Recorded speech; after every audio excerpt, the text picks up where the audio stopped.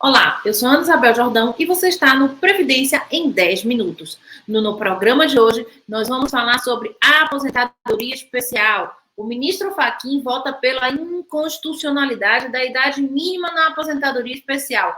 Fica com a gente que você vai entender exatamente como está o andamento dessa ação de inconstitucionalidade.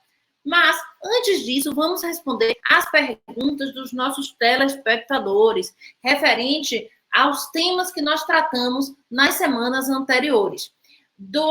José Ferreira nos pergunta: doutora, boa noite. No tema 1070, a partir de 2019, o INSS reconheceu a soma de duas atividades e virou lei. E em 13 de fevereiro, agora, foi o trânsito em julgado, o tema 1070. E o INSS recorreu ao STF para suspender, não deu para entender isso. José, veja bem, os temas em que o INSS remeteu para o âmbito do STF não estão inclusos a atividade concomitante, que é o tema 1070 no STJ.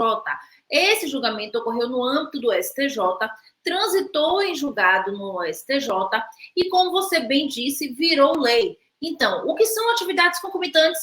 Aquelas situações em que o cidadão trabalha tem dois trabalhos e recolhe nestes dois trabalhos. Ele exerce atividades de forma concomitante. E havia uma legislação que prejudicava o trabalhador, fazendo com que você fizesse um cálculo super complicado e que diminuía a vantagem de ter duas contribuições.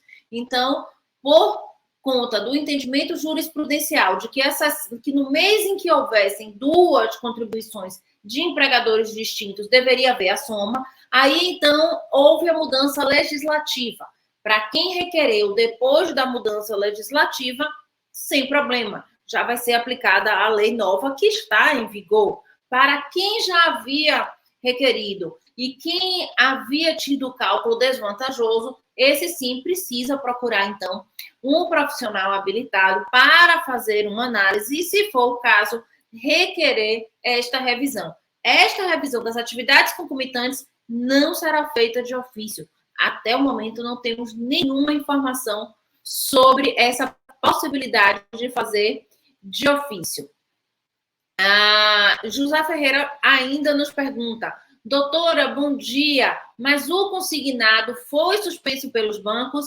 Ainda ontem, nossa colega explicou muito bem aqui o que aconteceu com essa questão dos consignados. Os bancos suspenderam no primeiro momento, houve uma reunião com a presença, inclusive, da Ferbabran, ficou-se determinado um percentual de 1,9, quase 2 pontos, né, quase 2%, e os bancos, então, ficarão livres para, se entenderem vantajoso, se entenderem que é um bom negócio, fazer esses consignados, continuar fazendo esses empréstimos consignados ou suspender se for uma diretriz do próprio banco. A Febraban, inclusive, disse que não iria se posicionar nem favorável nem desfavorável a essa taxa, né? Mas reconheceu que foi um avanço, uma vez que na reunião do Conselho com o ministro Lupe havia sido determinado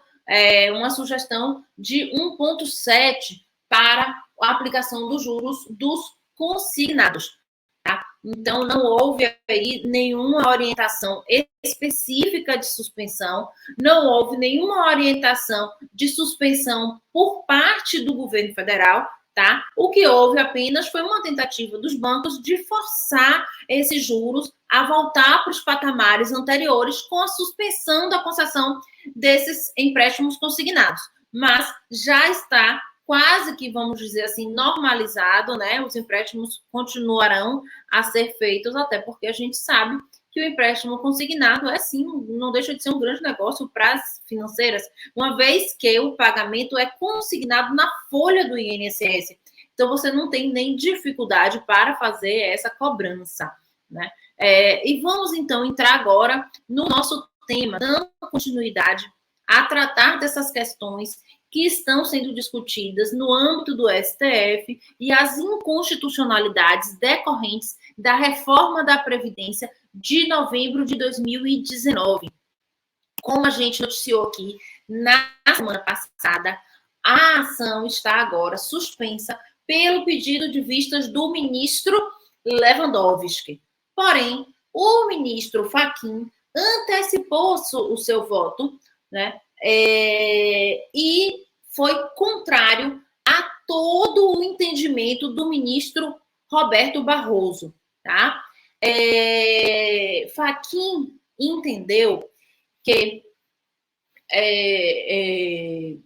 há inconstitucionalidades na regra da aposentadoria especial nos termos da emenda constitucional.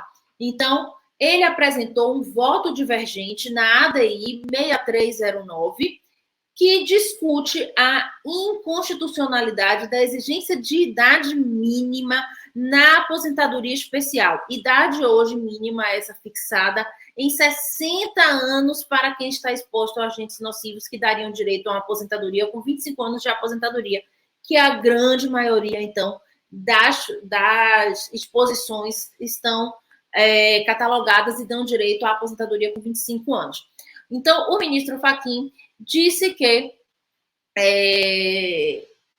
há inconstitucionalidades, pois se o objetivo correto da reforma é estender o período laboral, a vedação da conversão do tempo especial em comum desincentiva os trabalhadores expostos às condições mais graves a buscarem uma alternativa mais salubre. O que ele quer dizer? A partir da emenda constitucional, você não pode mais converter. Pegar aquele tempo que você trabalhou especial e transformar num tempo comum e assim se aposentar antes ou com uma renda melhor, né? O que seria possível se ainda estivéssemos a conversão.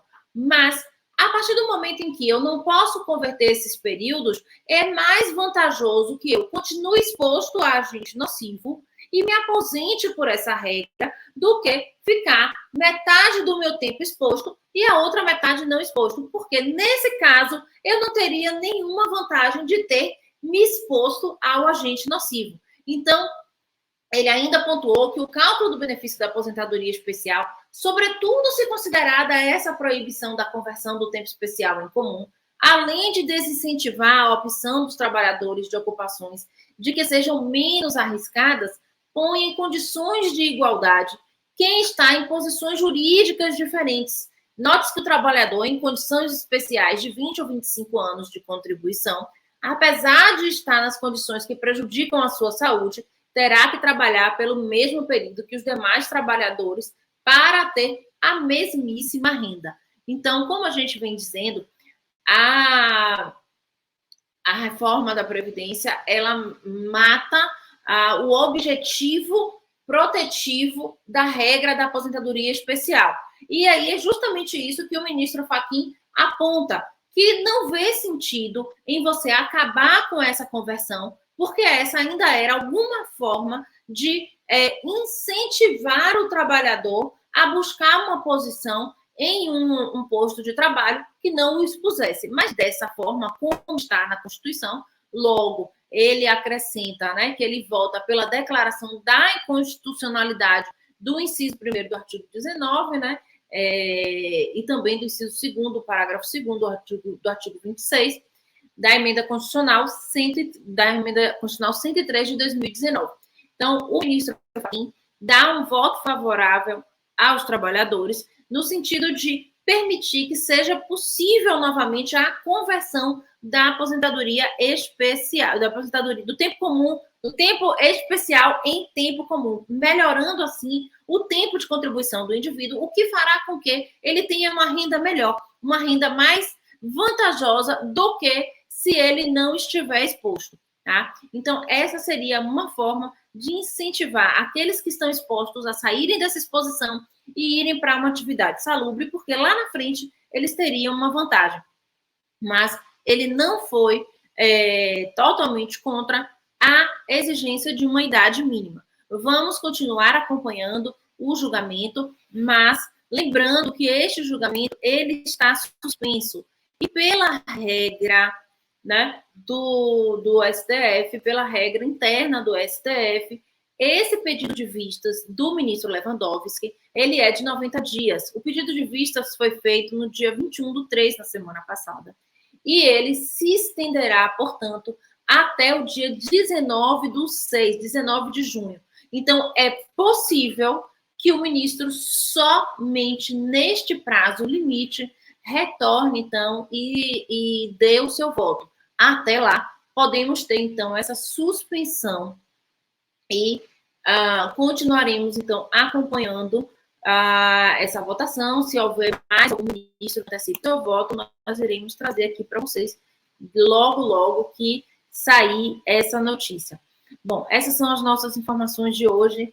E não se esqueça, se você ainda não nos segue, esse é o momento. Se inscreve no canal e fique notificado todos os dias às 18 horas para se manter atualizado.